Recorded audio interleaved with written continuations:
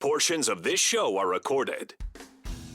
Strap in and be prepared. For Oregon fans that are listening to our little radio program, just say a silent prayer that Dan Lanning is your head coach. Because with all that's going on in the world, I think the last person that anyone has to worry about is going to be Dan Lanning. Interesting guests. It's Kelly Graves, Mike Parker, Coach Mark Wasikowski, Noah Eagle, Melissa Lombardi, Kenyon Barnard, Jonathan Stewart. Sharp opinions. Research Stadium, the Valley Football Complex, is really nice. It's incredible. And it's not just, it's nice for Corvallis. It's nice. And some smiles. Look at us talking about Oregon football somehow. 365 days a year, baby. It's Danny Havel. Listen, I was out on Sam Darnold. By the way, another fun fact, he is going to be the first quarterback from USC to ever start a Super Bowl. That is shocking. Justin Grossweiler. It just feels like they have some dynamicism on defense, especially. That's a great word, dude. I think he just made it up, but I think that's a great word. I don't think I made it up, but we can check on that for next show. Dynamicism? Danny and Justin starts now on Fox Sports Eugene and Fox Sports Newport. Sitting in for Danny today, it's Goose, Steve Mims. Welcome into the Danny and Justin Show. This is Steve Mims filling in for Danny as Danny is on his way up to National Signing Day, the U of O event up in the Portland area. I think him and the General are driving up there. A hunch tells me they might be listening as they're driving. So, Justin, I think we should, as usual, be on our P's and Q's today. But I am appreciative of you bringing me in to do the last show before the NBA trade deadline finalizes tomorrow. Thanks for having me in. Yeah, and I think that you picked a good day because a lot of the moves potentially already happened. We'll see what happens coming into, I think it's 12 o'clock tomorrow. Yep. So there's still more moves to be made, I'm sure. Nothing super big for the Blazers. But overall, there's definitely some exciting stuff to talk about. And it's been a really fun trade deadline this time because a lot of the times, there's just nothing really exciting happens. Yeah, I like kind of the build-ups, having kind of some things leak out leading up to it rather than having to go through it all. So we are going to have a guest today. Jake Willard, the new general manager of your Springfield Drifters, is going to be joining us.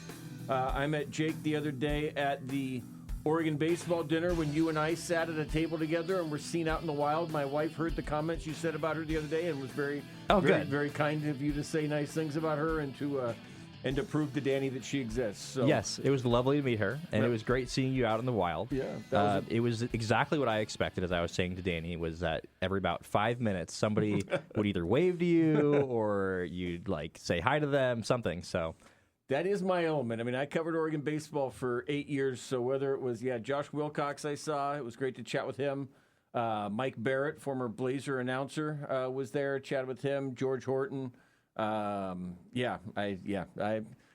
not quite that social butterfly-ish all the time, but when I'm around just Oregon baseball and just rooms of... If I'm in a room of sports people, local sports folks, after working 25 years in the local industry, I'm probably going to recognize a few. And so it is cool now that I'm not in that industry anymore to still run into people and kind of live out old times. So that was good. We had a couple good baseball players sitting at our table, too. We did. It was fun talking to both of them. Berkeley Mabius, his parents apparently are from Alaska, I believe, and so it was cool talking to him about that. Danny was making fun of me because, just like you, apparently I meet a bunch of Alaskans. We got Tyson Alger, our friend from the Oregonian, Freeman. Joe Freeman. Freeman's from Alaska. Smoking Joe is from Alaska, correct. So, number of guys that I can share that it's with. It's a media hotbed, that exactly. Alaska, putting him out. Blaze is with us today. He's running the board. Shout out to Blaze. It's getting crowded in here, and we're going to get more crowded. We think Jake might be coming in, but either way, we'll have Jake from the Drifters on. So that'll be our guest today. And as we wrap up the show, we're going to chat about a big Oregon women's basketball game tonight as the Ducks are hosting Illinois in a pretty important game, and we'll kind of go through some of the stakes on that one as well.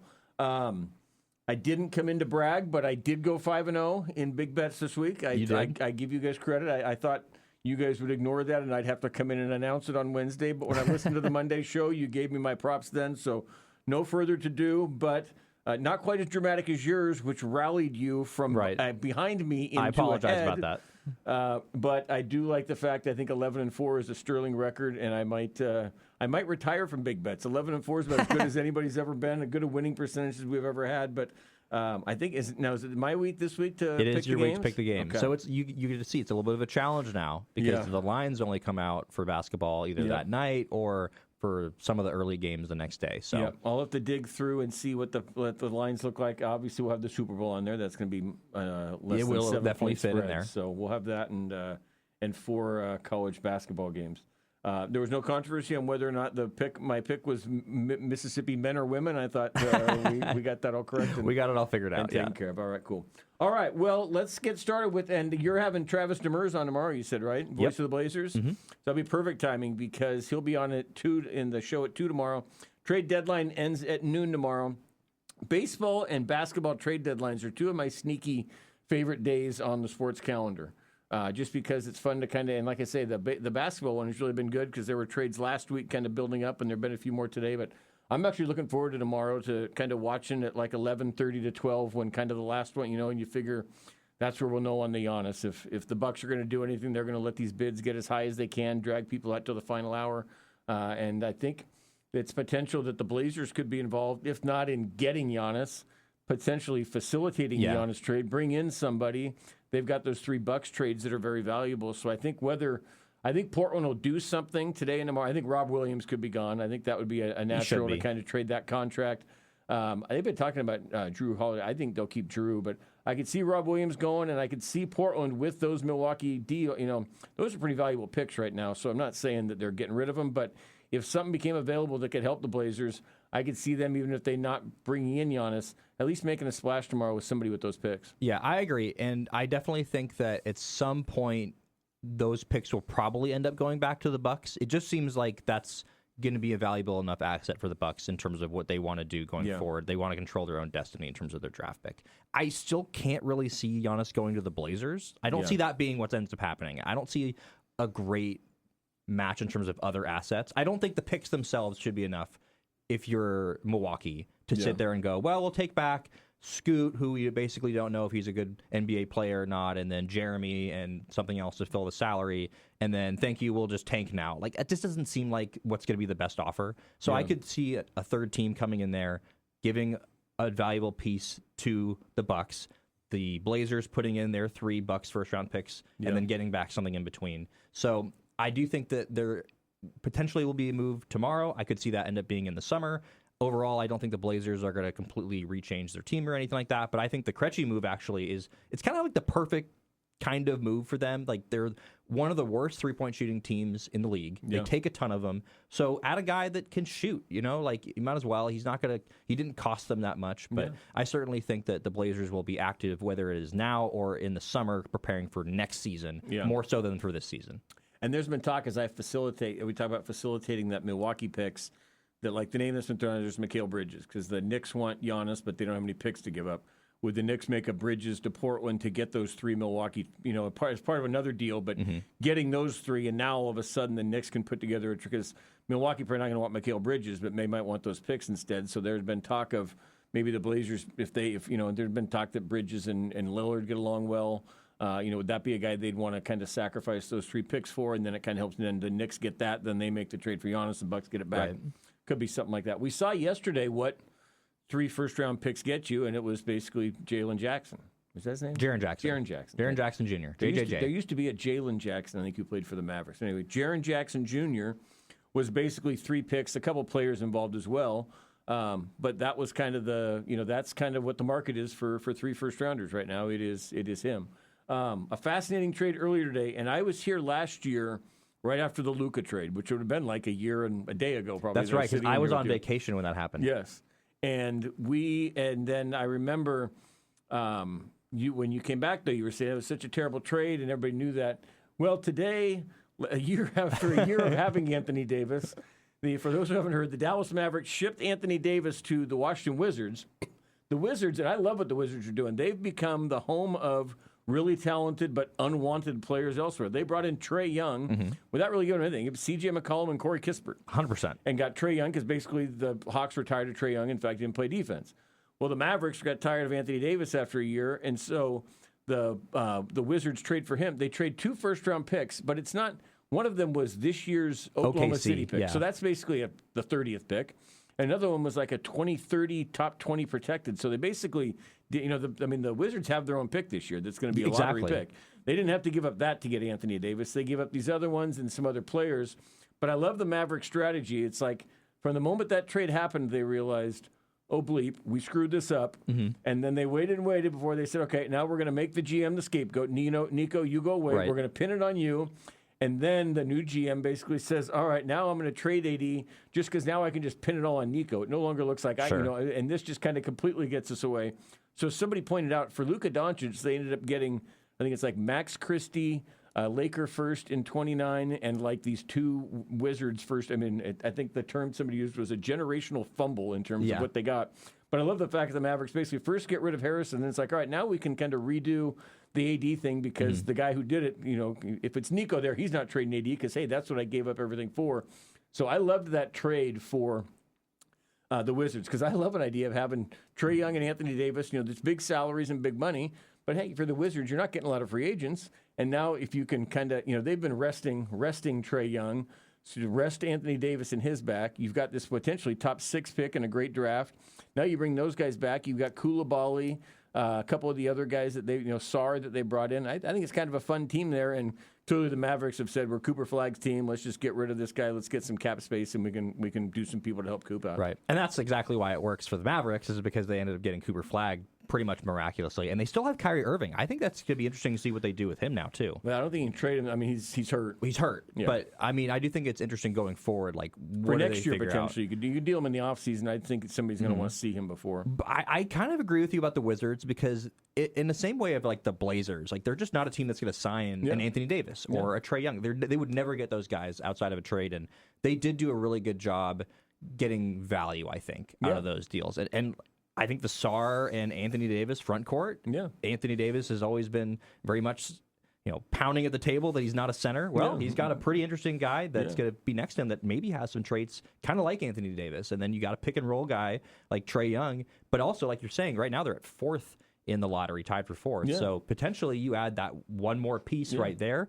I mean, say you get a Darren Peterson, like all of a sudden you've really got something going. And do I have some concerns about those 2 players, Anthony Davis and Trae Young? Yeah, probably. I'm not sure if this is going to be a team that's going to win the title or anything like that, but they certainly kept most of their good assets, and they added Trey Johnson, the guy they got from Texas, exactly, the shooter. So they have some assets. Like it's an interesting team. Yeah, we're going to see some historic tanking here down the stretch because we've seen already that the Wizards said, no, we're not playing Trae because we got to protect this 8th pick. Utah's got a top 8 protected pick. If they finish 9th or beyond, they lose their first-round pick. So they just brought in Jaren Jackson. I guarantee you Jaren Jackson's going to have a hamstring injury within the next week because there's part of this whole deal is you got to still hang on to that pick for there. So you're going to be seeing, like I say, we've already seen it with Trae Young. We're going to be seeing all these guys who got traded kind of like distressed assets to bad teams. Those teams are going to say, well, if we get a lottery pick in this year, a top 10 pick, that's great, but we got to protect that, and then next year we'll play to win. We'll play to win with Jaren Jackson next year if we have A.J. DeBonsa comes in. If Trae Young, we're going to rest him and Anthony Davis, but if suddenly Darren Peterson, we can get to join that, then we're playing to win next year. So you're going to see an incredible amount of odd injuries that are going to be listed as some of these. And the Blazers are another one. They lose their first-round pick if they make the playoffs. Right. Do they want to take one more shot? I think next year Portland figures they're going to be good enough to make playoffs, but do they – even if they get in the play-in and you win through the play-in and you're the 7 or the 8, you're taking on Oklahoma City or Denver. I think you're going to see Portland, if it gets down to it, trying to avoid that to make sure that they can hang on to their pick one more time too. Yeah, I think you're weighing in that case. How valuable is it for the development of our team to have that success and get through the play-in and take that next step, and then you add a Dame and the other pieces that you do in the offseason versus, like you're saying, adding another first-round pick? Will that be a top 5 pick? Probably not, because they're pretty close to the Mavericks last year had the lowest odds. But that's not going to happen every year. It's happening more and more, though. It does. It does seem very convenient. Or at least getting up into the top 4. I mean, I'm not saying get number 1, but if you get in the top 4, you've got one of the big ones. The Blazers right now would have basically like around 10% chance to get in the top 4. As I always say with things like that, if you tell me I have a 10% chance to win the lottery, I'm pretty happy. If you tell me I have a 10% chance to get run over by a car walking out of here today, I'm not very happy with those odds. So depending on what you're seeking to happen, 10% can be seen as really good or as not so good. The problem with the tanking with what all these teams are doing, and I think you're right, is that they flatten the odds. And so we're going to see more stuff like the Mavericks getting or even jumping just up. protecting it. I mean, at this point, Utah, even if they get the 8th pick, they just don't want to lose that. It would go, Right. and who would it go to? Oklahoma City would get that course. pick. So if they end up with the 10th pick, Oklahoma City gets that. Well, and Oklahoma City would also get it the Clippers pick too. If the Clippers started to slip again, at one point it looked like they were going to get another like top 3 pick. Yeah, and now they traded Harden though for an injured Darius Garden, and I think that the Clippers going 16 out of 20, the Thunder was probably very pleased with that trade yesterday because if nothing else, got away a guy who can help the Clippers win, and the Clippers I think were doing it. They've just kind of looked at that pick as a sunk cost now. I mean, you're not.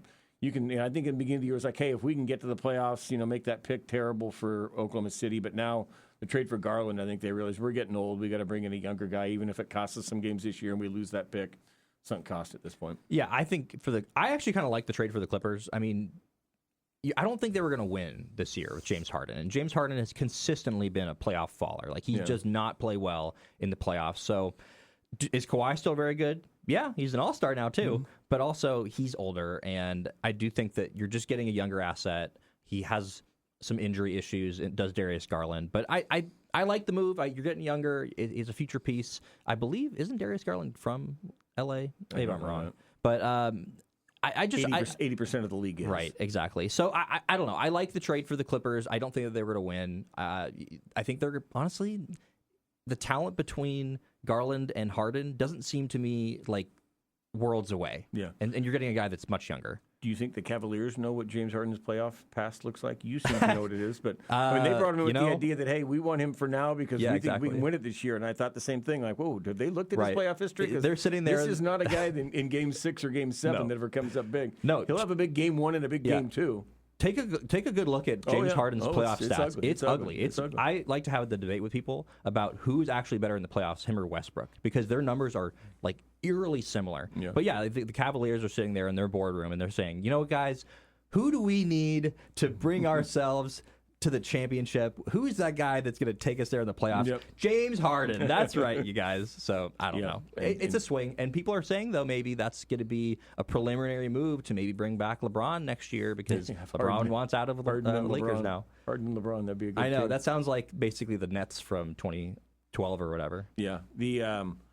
I saw today, when Oklahoma City first started and they had the Durant, Westbrook, and Harden, and that was their big three. Those three have now combined to play for 20 NBA teams because Harden's been traded like 5 times. Westbrook's been all over the place, and Durant as well. So sometimes you get a generational three, you think it'll be there forever, and those three, although all three are Hall of Famers, combined to play for 20 teams. All right, that is our trade talk. Tune in tomorrow with Travis Demers as the show comes on after the trade deadline. All right, when we come back, we are going to have Jake Willard, the general manager of your Springfield Drifters, on. This is Steve Mims. I'm filling in for Danny. You're listening to the Danny and Justin Show on Fox Sports Eugene and Fox Sports Newport.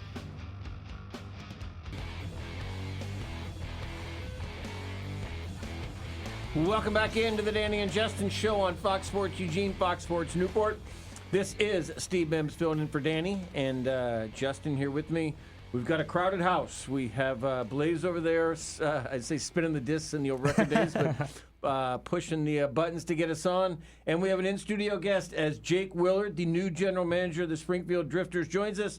Jake, thanks for coming in. I hope there's enough room in here to give you a chance to breathe and you're not claustrophobic, but thanks for coming in. I'm super excited to be here. I was a journalism student at UO, and to be in the booth like this is super exciting for me. So I'm excited to chat with you guys. Thanks for having me. Awesome, man. We were talking. It was great to meet you at the Oregon baseball event the other night, and I know you said baseball's been your background. Take us through. You've been the general manager now for about a month or so with the Drifters. 2 whole months. For 2 whole months. Give us kind of an idea. I know you were at Tracktown before, but take us a little bit through kind of your journey and kind of locally and where you're from and what baseball teams you root for and what's kind of brought you to this spot. Absolutely. No, I think it's funny, like, I'm from the San Francisco Bay Area originally. I grew up a diehard San Francisco Giants fan, and for me it was peak Tim Lincecum, Buster Posey, 3 World Series runs, got the tail end of Barry Bonds, 756 home runs, watching him do that.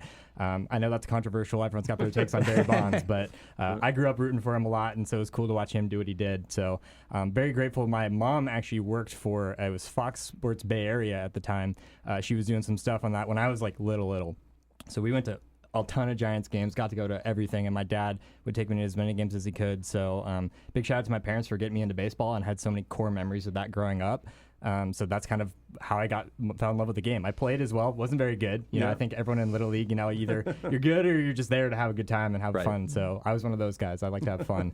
But going and being a fan of baseball was huge for me growing up. I had so many memories with that. So and then you went to U of O. So come up to U of O and then take us from. What's been? I know you said baseball at heart, got into track. What's kind of the journey that led you to the Drifters? Yeah, absolutely. So it came up to UO. So I graduated in 2019 from the School of Journalism. So shout out Justin over here. Love that. We were talking about us overlapping a little bit. 100%. So super cool. So I studied journalism at UO. But I was actually, in high school, I fell in love with the sport of track and field as well. So I'm more on the running side. So I ran cross country and track all 4 years. And kind of my coach at the time, he was the general manager of this company called Flow Track. And it's like the ESPN of track and field is what I kind of tell people. And so he kind of got me connected with the pro side of the sport, and I started working with them while I was in high school, just doing post-race interviews and whatnot, and that kind of fed into journalism, UO, and I fell in love with track and field, so kind of knew I wanted to try to work in the sport of track and field. 2016, as a freshman, I interned with Tracktown USA. They're the company that puts on the pre-classic, the Olympic trials, the big meets that come to Hayward The General runs that now. Absolutely, I know, Michael Riley, so shout out. But yeah, so I interned with them in 2016, 4 years at Oregon, graduated and fell into a job right away with them in 2019 after I graduated. So got to work the 21 Olympic trials, 24 Olympic trials, have a lot of different roles with them. And I just kind of fell in love with this community, through that job. And I know that just sports is so powerful in this community. I mean, obviously Tracktown USA is the name for that company, but also the nickname for this community.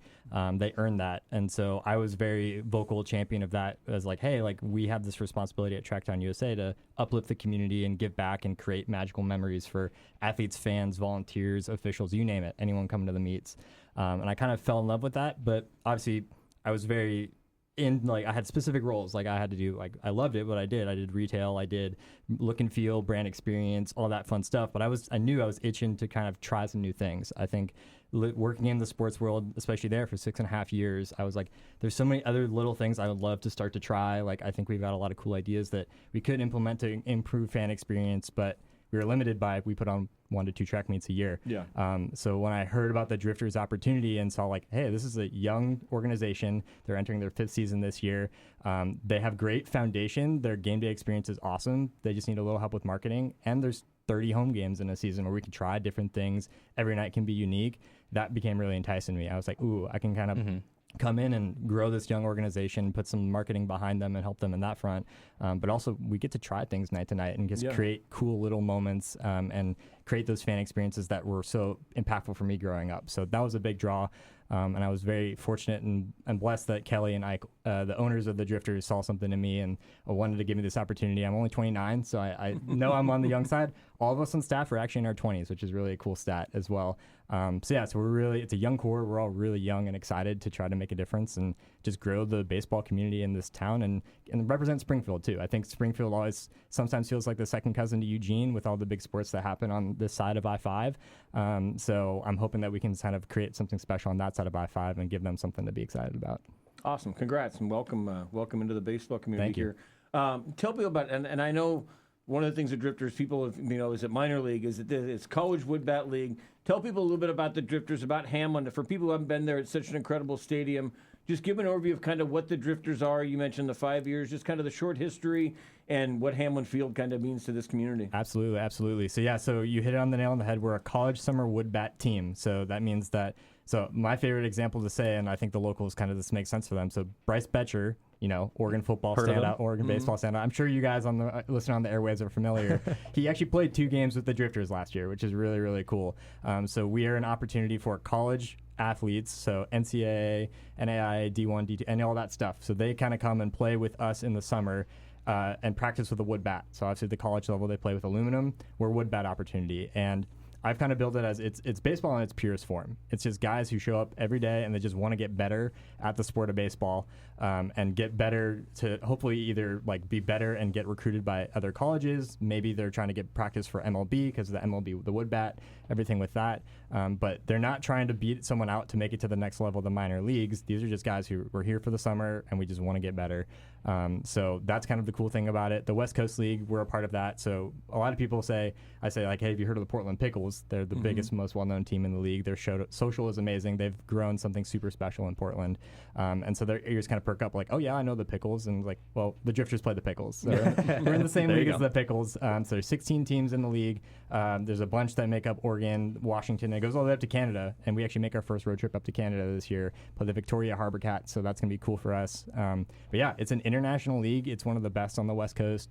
And honestly, could kind of go up there with the Cape Cod League and other college summer wood bat leagues. We're pretty great product. We've had some major leaguers come through, and yeah, we're excited to just be here in Springfield and hopefully just grow awareness in this and more people come out and kind of see what we're about. So, what have been some of your early? You mentioned being on the job for 2 months. But what have been some of your early priorities? Some of the things, obviously, you've got to. I mean, the season's actually only a couple months away, but what are some of the things you've been trying to do and kind of some of the influences you've been bringing to them? Yeah, no, the season will be here before we knew it. Our first home game is June 2nd, so everyone mark their calendars now. But yeah, biggest things for me are kind of just building up the marketing and the sales for us.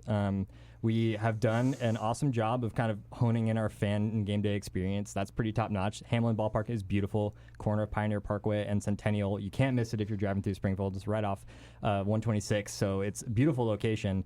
But they just haven't been able to get the word out. Like they kind of have grown naturally with word of mouth, which is really exciting. Our attendance last year was up 66%, and we averaged about 500 fans a game. But we did have our first ever sellout last year for our fireworks show.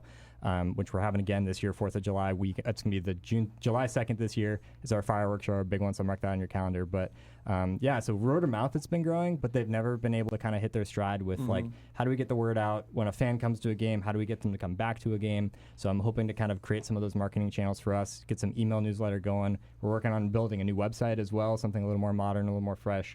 Online merch, we're looking to build that too. I know everyone loves the Drifters merch, so we're going to build in that as well. So those are kind of some of my early priorities. And then just sales and like community, awareness. Like I think Ike and Kelly are amazing owners, and they've got their business connections, and we've been able to bring in sponsors that way. But we're hoping to kind of just like reach out more to the community and get more Springfield businesses, local bought in, and just kind of say, hey, like we're here, we want to support you, we hope you want to support us, and let's just grow the city of Springfield together. There's a lot of cool energy in Springfield right now, and so we're hoping that we can kind of just be helpful with that. So those are the big initiatives to start. But promo schedule, we're looking to do our first bobblehead giveaway this year. A lot of fun stuff like that as well. So.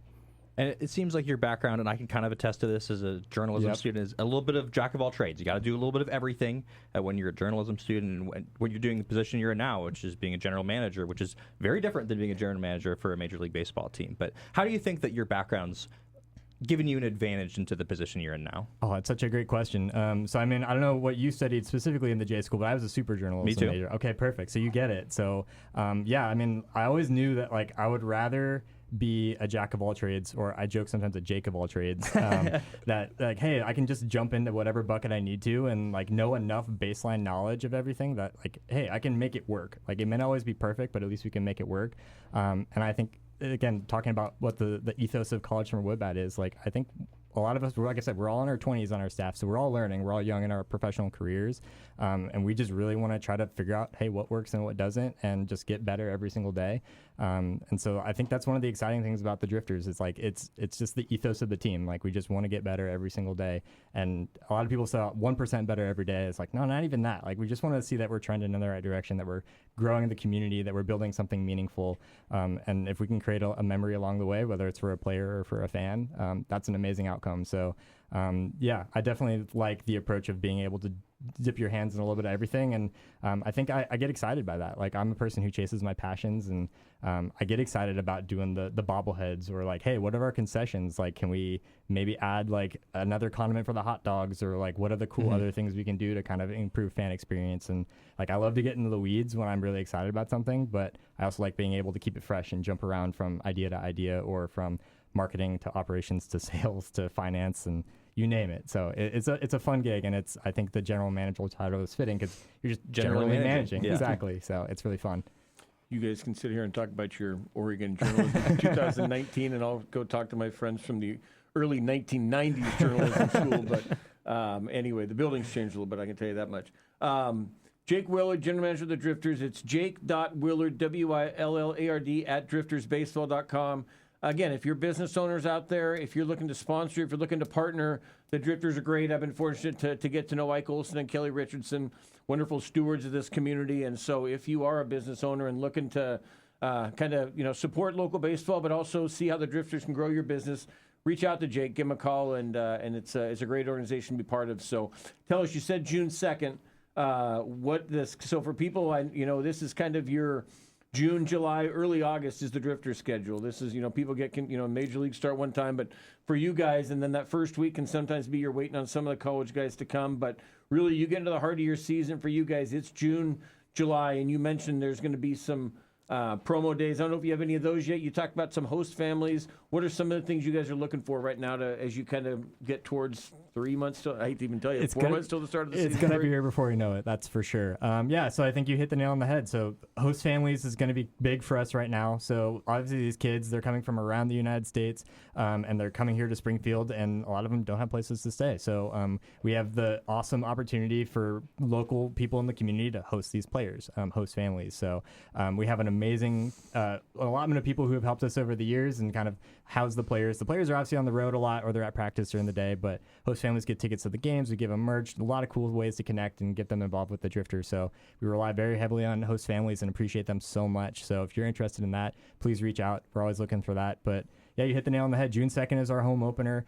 And then the season will really kick off in earnest kind of in late June, early July. It does take a few, if a college player goes on in the World Series far enough, we'll get them after they're done with that, obviously. So we'll have a heart of our roster. We're hoping, last year we were really close. We were just outside of the playoffs, so we're hoping that we can be competitive again on the field. But yeah, big things to look out for. We're going to have our 4th of July fireworks game on July 2nd this year, so excited to bring that back. That was our first ever sellout last year, and we're hoping to make that big. Other things to look forward to, so we're going to do a Rapid's birthday party. Rapid is our mascot, and so we always bring out other mascots. We try to get the Oregon Duck, the Corvallis Knights, Benny the Beaver, you name it. We're going to try to bring out all the mascots to celebrate Rapid for his birthday. And knock on wood, I might be announcing this a little early, but Rapid bobblehead potentially as a little birthday prize for everyone coming through, a little party favor.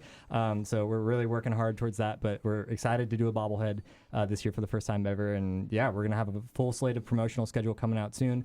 And we're looking to do single game tickets on sale April 2nd. So everyone mark their calendars. That'll be really fun. But season tickets are available right now at driftersbaseball.com if you are interested in that. Driftersbaseball.com is the place to go for that. Absolutely, yep. Merch, can they get merch on there yet? Yeah, so the new website we're hoping to launch sometime in the month of February. We're getting close. And with that, we're hoping to have online merch available. But the merch in the stadium this year is going to be really good. I'm a merch head. At Track Time, I did design a lot of merchandise there and had a lot of fun with that. So the Drifters branding is beautiful, and I'm hoping we can do some cool stuff with it this year on some retail product. So. Yeah, there's no doubt when you've got Richardson Athletics involved that helps in the a merchandise, lot. you're going to have some pretty top-notch stuff. So. Absolutely.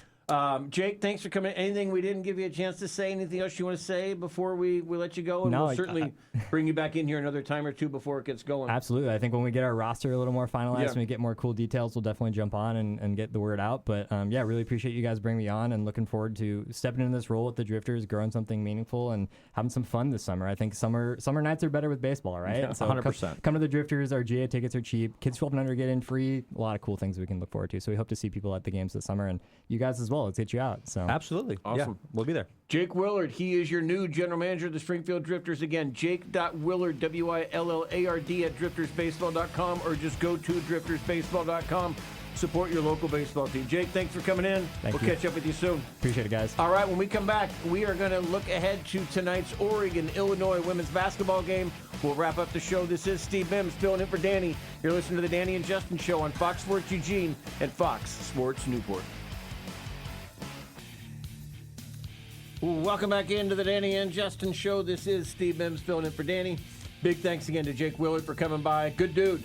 Good dude, fun conversation. Yeah, he brings a little bit of energy, which is something the Drifters need. It's a great program out there. Like he said, just not enough people know about what's going on out there, and so I definitely recommend folks get in touch with him and get involved in one of your local baseball teams.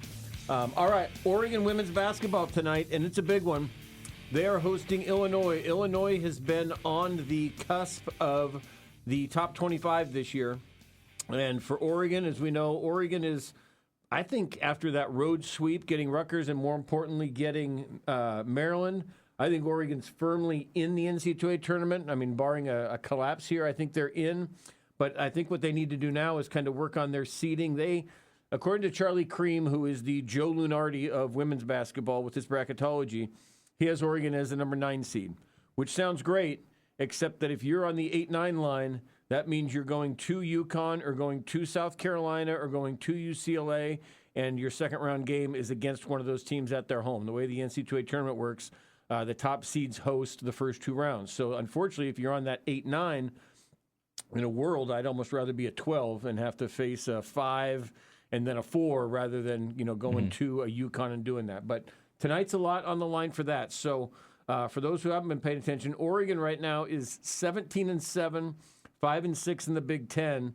Illinois is 16-6, 6-5 in the Big Ten. So this is 2 teams that are kind of with some similar resumes facing off tonight. Oregon being the home team, it would be important to continue the momentum that started here with the win over Penn State. Again, really picked up with that win at Maryland, and with what Oregon's got left. They've got Ohio State, who's ranked 9th coming in on Sunday. I'm going to be at that game, Super Bowl Sunday at noon. 9th-ranked Ohio State comes in. That'll be a tough one, so it'll be really important, I think, for Oregon to get this one tonight, which, again, is against another team kind of similar to them in the standings. And then that gives you a chance, hey, if you can finish off the weekend with Ohio State a win, that's great.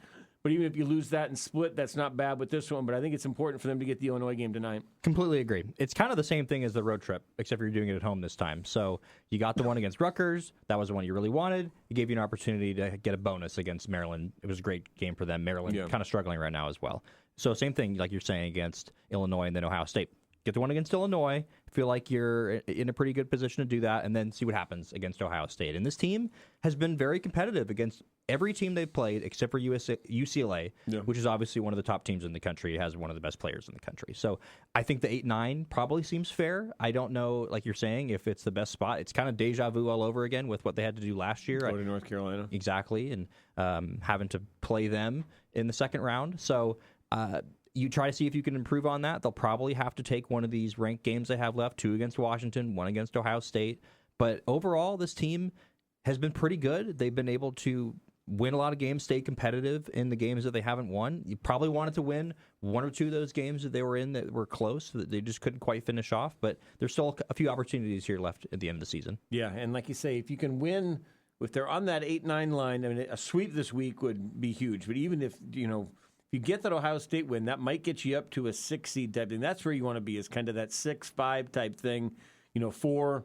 I think even Kelly said last time he was on that maybe they had a chance at hosting, but some of those losses they had might have taken away that. But if you could be that 6 or so, again, if you're the 6, you're the favorite in the first game, and then you're on the road, but you're facing a 3 seed. The women's basketball is deep. But the difference between at UConn, at South Carolina, and going at a 3 seed, which would be like a 10th, 11th, 12th ranked team, as we saw last year, Oregon gave North Carolina everything and almost got them in that one there. So I think that it's just important for their spot in the standings that if they can get the one tonight, and I think it should be a good crowd. It's a 6 o'clock start for those who are looking to go tonight to Matthew Knight Arena. Super Bowl Sunday, it's a noon start. So for fans who want to go out, go watch the game against, again, it's 9th-ranked Ohio State, so a top 10 team coming to MKA, noon, plenty of time to get home and pop open the popcorn for the Super Bowl.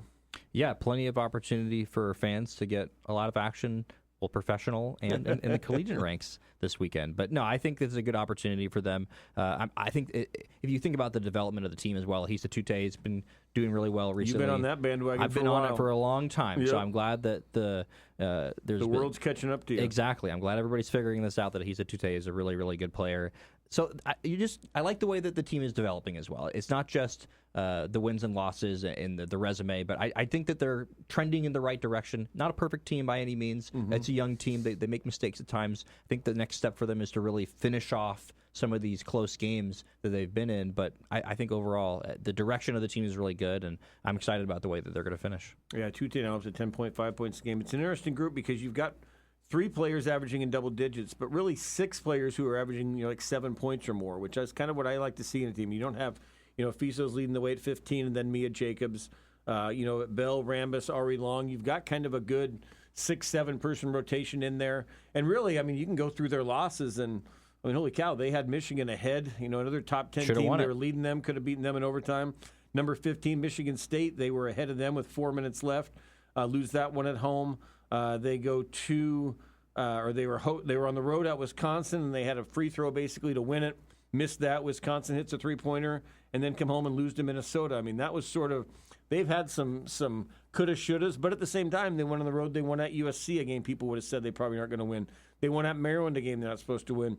So in a weird way, it's almost like they're probably kind of where they should be record-wise. They've just taken a different route to get there. Exactly. And if you can look at that one stretch and go, well, we could have won one of these games. But at the same time, the game against USC, I think they were down. I have to look at the score. Yeah, they had a 26-8 fourth quarter to win that one. So that was a comeback victory, one they probably shouldn't have won. And Maryland was similar. They were down in that one. Mm-hmm. Exactly. They were down at halftime, down and going into the fourth quarter. So, like you say, I think that they're definitely kind of where you expect them, but the path has been sort of interesting, and if you kind of look at it like, man, if they could have gotten one or more of those victories, then maybe you are in that 4 or 5 spot. But I think overall, probably what I expected, maybe even a little bit better overall coming into the season, just in terms of the way they've played. Like, there hasn't been any games where it's just felt like, man, like they didn't show up, or like they're playing against a team that they should beat and they don't look like they have the effort. Like, it just seems like it's a team that's young, on the rise, developing, but maybe not quite there yet. Yeah, and I think Kelly Graves done a great job this team. Like I say, I was a little worried after that Minnesota loss. I kind of felt like, boy, they might be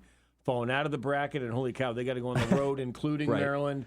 And I think that that Penn State really kind of not a great win, not a great team, but to get that and then the Penn State game starting off, you're down 8-0. Yeah, exactly. That might have been the panic point. That was the panic moment right there, where you're down 8-0 against Penn State, and you're like, uh-oh. But no, so I completely agree. That was a big bounce back game, despite Penn State really not being that good. Yeah, and Rutgers same way. But like you say, Maryland's really good, and again, behind significant. I think they were down 7 or so in the fourth quarter, and on the road at a place like that, it's not easy to come back and came back and actually kind of win it by 8, won it somewhat handily. So a good one there. So again, for Duck fans, I'm sure KG would love to have a full house out there tonight. It is, like I said, it's a good matchup. It's an important game for the standings. Illinois is at Oregon tonight at 6. And again, 9th-ranked Ohio State. Number 9 in the country, Ohio State, is at MKA on Sunday, noon. Get there, and then you can get to your Super Bowl. Not home this week is the Oregon men's team.